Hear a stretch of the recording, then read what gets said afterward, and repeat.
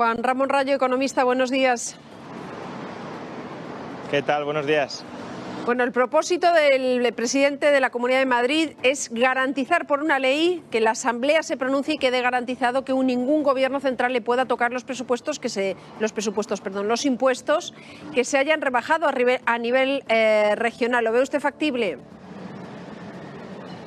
Bueno, yo creo que es más un anuncio para que los grupos de la oposición en la Asamblea de Madrid se retraten en cuanto a la autonomía fiscal que debe o no debe tener esta región, porque el Gobierno de Madrid ni la Asamblea de Madrid no tienen competencias para blindarse frente al Gobierno y el Parlamento de España. Ojalá las tuvieran, quiero decir, creo que sería muy positivo que este blindaje fiscal de verdad saliera adelante y que el Gobierno central no se pudiera entrometer en los impuestos de la Comunidad de Madrid, porque además, como ya sabemos, cada vez que se quiere entrometer nunca es para rebajar impuestos, es decir, para aliviar la carga tributaria de los ciudadanos, sino al contrario, para subírsela mucho más. Por tanto, sí, creo que precisamente en un estado de las autonomías tiene pleno sentido que las autonomías tengan autonomía fiscal y que esa autonomía fiscal no sea soliviantada por el Gobierno central. Pero cabe preguntarse si vamos cada vez más hacia, digamos, desigualdades en los impuestos que pagan los españoles en función de la comunidad en la que vivan y quién las gobierne, claro.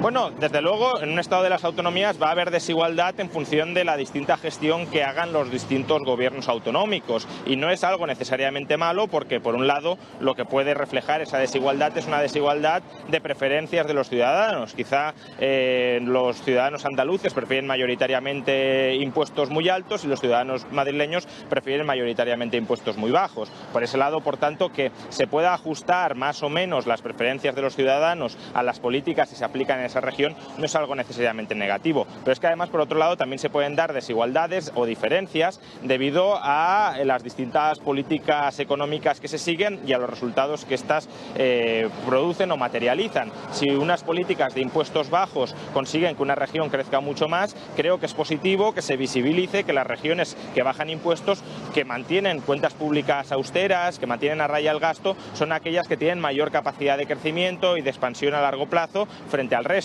Creo que, como digo, es muy bueno que esto se pueda observar para que el resto, para que las demás, en última instancia, terminen copiando aquellas políticas económicas que funcionan y abandonen aquellas que no funcionan.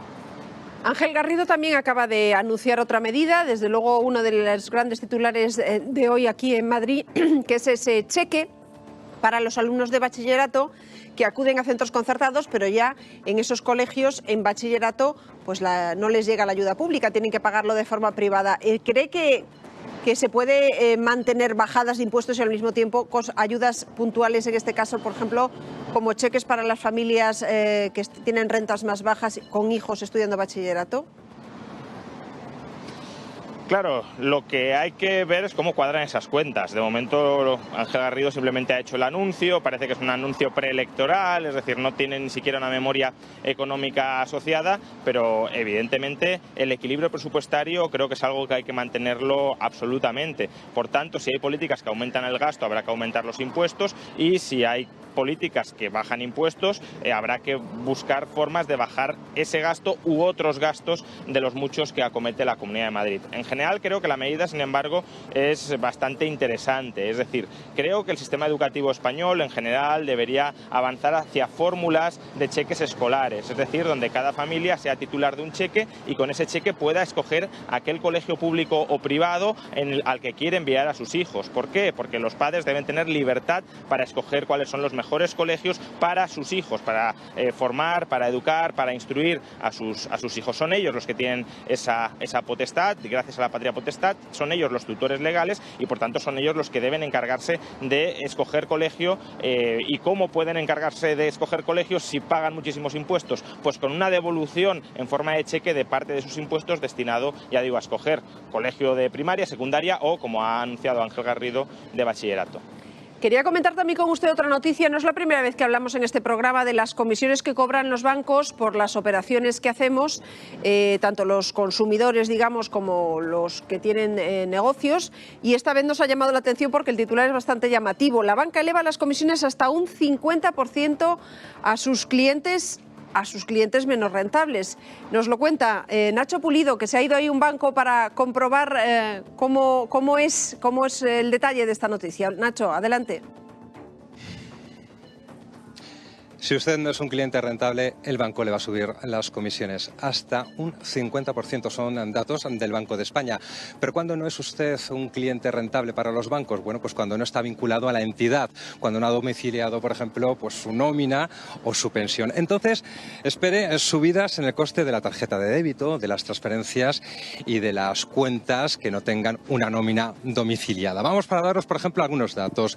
Bankia, la tarjeta de débito va a subir un 40% y una cuenta que no sea una cuenta nómina puede subir pues alrededor del 30%. En Liberbank también suben las tarjetas un 33%.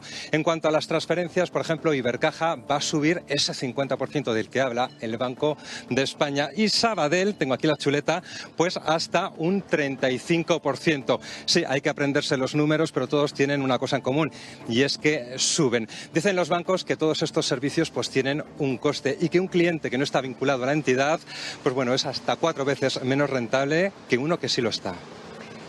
Díganos usted, como economista, los bancos lógicamente buscan su rentabilidad, pero abusan de los clientes. Bueno, a ver, evidentemente, en un sentido amplio o general, ni un banco ni ninguna otra empresa tiene por qué prestar un servicio por el que pierda dinero. En la medida en que fuera verdad que con estos servicios pierden dinero, pues parecería lógico que incrementen su coste para recuperar mínimamente, ya digo, el dinero en ellos invertido. ¿Qué sucede?